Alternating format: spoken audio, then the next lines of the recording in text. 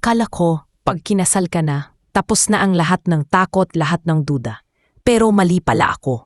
Kasi doon pa lang, nagsisimula ang pinakamasakit na kabanata ng buhay ko. Dear Ate Jo, ako si Ana, 29 years old, isang sales associate sa mall. Hindi ako lumaki sa marangyang buhay, pero lumaki akong puno ng pangarap. Isa doon, ang magkaroon ng masayang pamilya, kasama ang taong mamahalin ko habang buhay. At akala ko, natagpuan ko na yun kay Paulo. 5 taon kaming magkasintahan bago siya nag-propose. Alam kong hindi siya perpekto, pero mahal ko ang lahat sa kanya, ang pagiging masipag niya, ang mga simpleng sorpresa niya, at ang paraan niyang hawakan ang kamay ko kapag alam niyang pagod ako. Noong araw ng kasal namin, punong-puno ang simbahan. Nandoon ang mga kaibigan, pamilya, at mga taong mahal namin. Halos hindi ko mapigilan ang luha ko habang naglalakad ako sa aisle. Habang siya, nakatingin sa akin na parang ako lang ang tao sa mundo. Pagkatapos ng kasal, lumipat kami sa maliit na apartment sa Maynila. Hindi man marangya, masaya kami. Madalas kaming magluto ng magkasama, manood ng pelikula sa sofa, at mangarap ng bahay na may maliit na hardin. Sa loob ng unang taon, halos perpekto ang lahat. O iyon ang akala ko. Unti-unti, napansin kong nagbago si Paulo. Madalas siyang umuuwi ng hating gabi. Kapag tinatanong ko, ang sagot niya palagi, trabaho lang, love.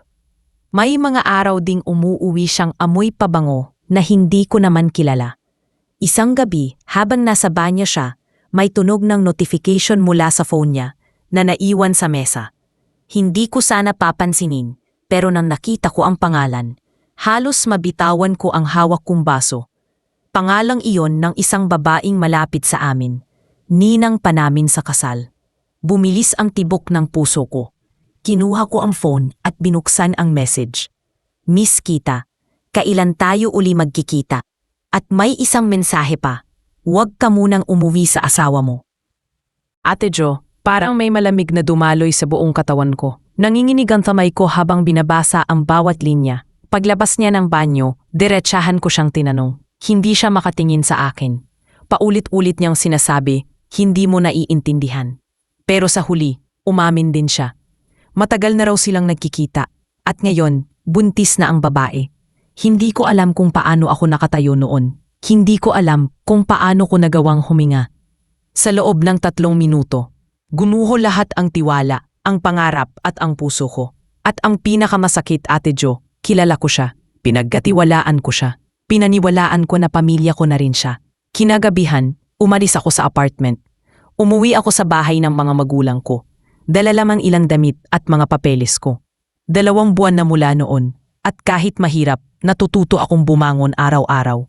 May mga gabi pa ring umiiyak ako bago matulog. Pero mas maraming umaga na natututo akong umiti muli.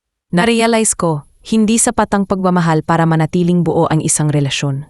Kailangan din ng respeto at paninindigan.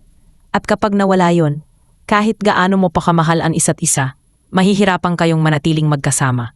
Ngayon, pinipili ko na ang sarili ko.